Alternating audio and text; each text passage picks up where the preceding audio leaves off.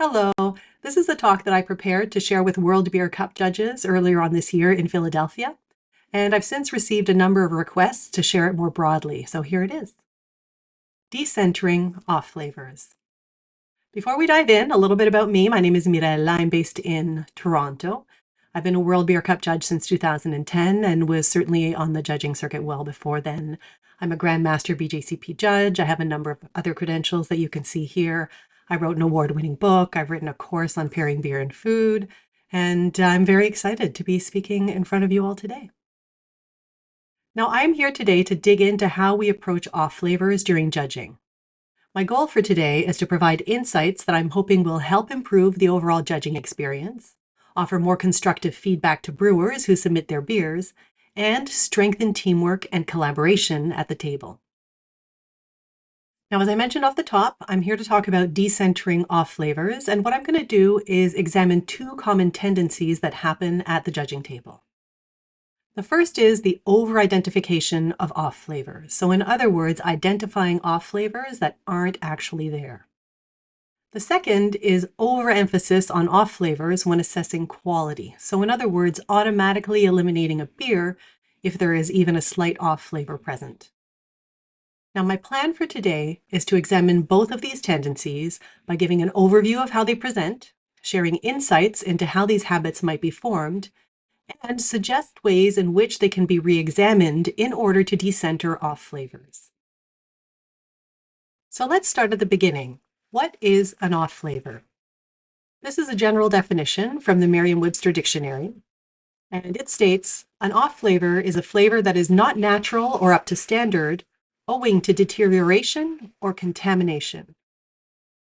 Now, do you notice anything? What strikes me is in beer, it's not this black and white.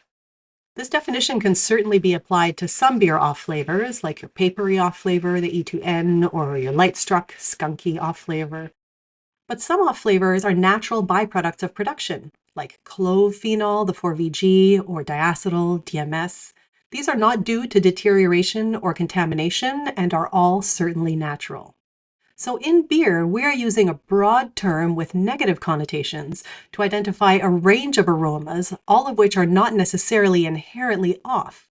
More on this in a moment. Let's dive into our first tendency. And that is the over-identification of off-flavors. In other words, identifying off-flavors that aren't actually there. Let me start by saying that statistically, we've all done this. Sensory is not an exact science. Our bodies are not precise instruments. And no matter how much training we've had, it's still possible to make mistakes. These mistakes can cause frustration for the brewer who is receiving the feedback. Competition organizers have reported brewers who were told that an off-flavor was present in their beer that they had either tested for before sending or that they tested for after receiving the feedback, and they know for a fact is not present in that beer. This is a very discouraging experience.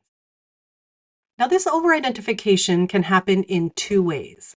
It can be what's known as an error of expectation. And the idea here is if you approach a style with a common off-flavor in mind, it's possible to actually perceive one that is not there. This is a tricky thing about sensory. It's important to trust your palate, but it's equally important to check yourself regularly and listen to the table, because judging is teamwork. There is a second possible source of over-identification. This one is more easily addressed, and that is making educated guesses, which might be categorized in sensory as a logic error. Now, logic errors are not specific to off-flavor identification, but certainly happen in this context. This involves picking up an aroma that fits with what we know about an off-flavor, even though we're not 100% sure that it actually is that off-flavor. And so we make an educated guess. Now, sometimes we come across an off-flavor and it's unmistakable. Other times, though, there's something in the beer that's not quite right, and it fits what we know about a particular off-flavor, but it might be an off-flavor that we don't necessarily have first-hand experience with. So it's possible that it is that off-flavor, but it's also possible that it isn't. So in this case, the confusion is not in perception, but interpretation.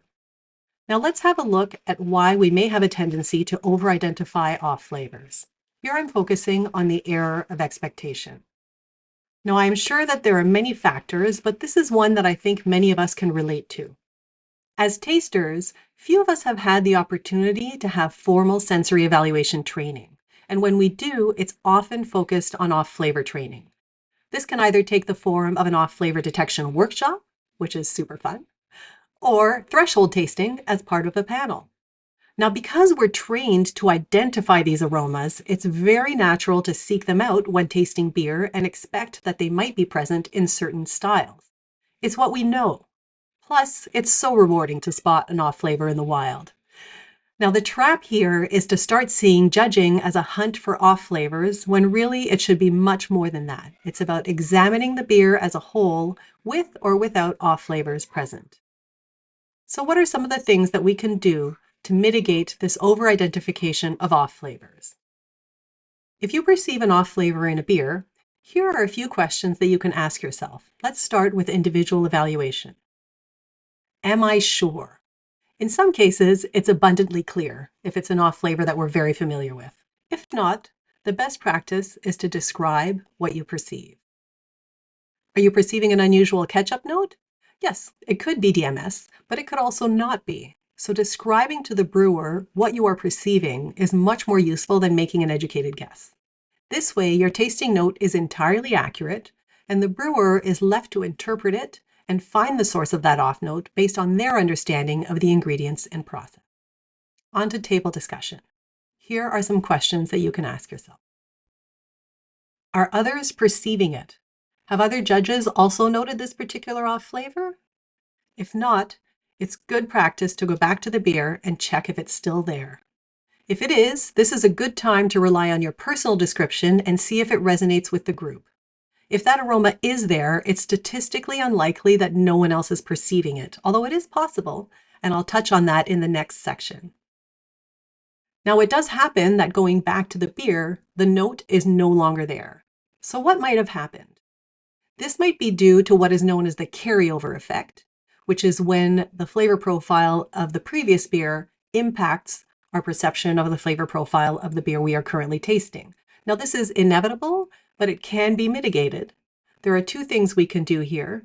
The first is cleanse your palate between beers. And the other thing you can do is shuffle your beers whenever you can. This is a good habit to get into, especially in medal rounds. Now, if the off flavor is no longer there, it's also very possible that it's dissipated. But if the off flavor dissipated quickly, is it really a critical fault? This leads me to the next tendency that I wanted to examine. The overemphasis of off flavors when assessing quality. So in other words, reducing the value of a beer to the presence or absence of off flavors. I'm not saying off flavors aren't an issue, but there is a tendency to reject a beer when a hint of an off note is detected. And this goes back to the gap between what an off flavor means and how we use it in beer. Here is a turn of phrase that many of us are familiar with. The idea here is that an off flavor is a problem, but there are some exceptions. To the best of my knowledge, this way of thinking comes from the BJCP. It's certainly how I learned about off flavors, but over the past few years, I've been re-examining it because words hold power. And while this is an accurate description of how off flavors manifest, its departure point is that off flavors are bad when many of them are natural beer aromas. DMS, for example, is in all beers at varying levels, and your clove phenol, 4VG, is a key component of many styles. I propose a different way to look at the term off flavor and to think of it more like an off note. In music, there is no note that is inherently off, but if it's in the wrong place or it's at the wrong volume, it can be very jarring and even ruin a musical piece. I could take the analogy a step further and say that sometimes that note is so subtle that only someone who knows the piece very well will notice it. Most people won't, and at any rate, by the end of the piece, it's long forgotten. Then there are times when the musician might use the off note and launch into a bit of an improv, and it's not the piece that we're expecting, but it still works somehow. And then, of course, there are times when it's just a horrible squawk and it ruins everything. I'm getting carried away here, but you get the picture. We are talking about the tendency to automatically eliminate a beer if an off flavor is present. Now, heuristics do play a role here. Judging beer is difficult, and it's very easy to decide, oh, this beer has an off note, therefore it's not good. But it's possible in this case to miss the forest for the trees. So what happens if we reframe an off flavor as not automatically bad, but rather one that can be considered off if it's not harmonious with the whole? Here's what that might look like. Again, let's start with individual evaluation. Here's a good question. Taking a step back, is this note disrupting the balance? If not, then the beer probably warrants some discussion rather than being an instant elimination, unless, of course, the guidelines say that it's not acceptable. Now, if this off flavor is disrupting the balance, or the guidelines say it's out, it's still good practice to take a moment to examine this further and tackle the question, why is it a problem in this beer? If we think back to the BJCP concept of off flavors being acceptable in certain cases, why? Because they contribute positively to the balance and profile of that particular beer. Diacetyl, for example, in some porters and stouts is a great complement to the sharper, sour, or bitter notes from roasted grains. In an American IPA, however, this same diacetyl is going to detract from the bright, snappy hops that are key to the style and can make the beer seem flabby. These are valuable observations to make as a judge.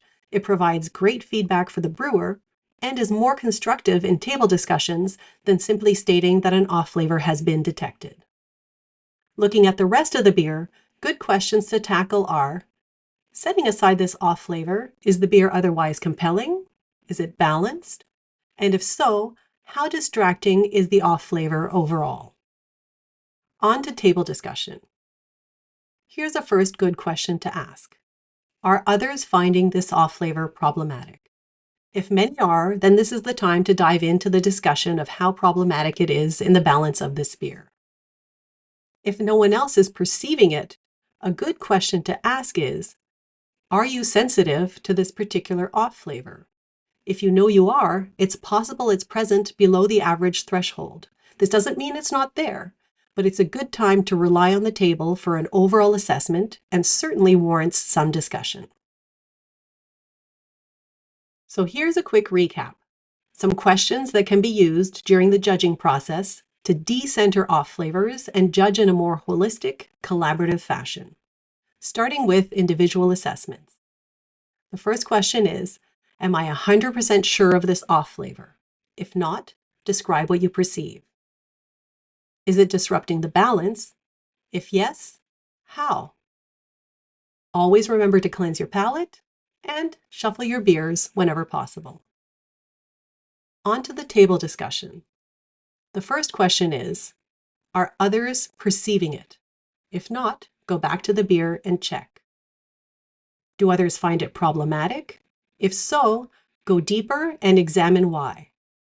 If not, is it possible that you are sensitive to this particular off flavor? Judging is teamwork. Every judge has something valuable to contribute, but sensory is an inexact and unpredictable science.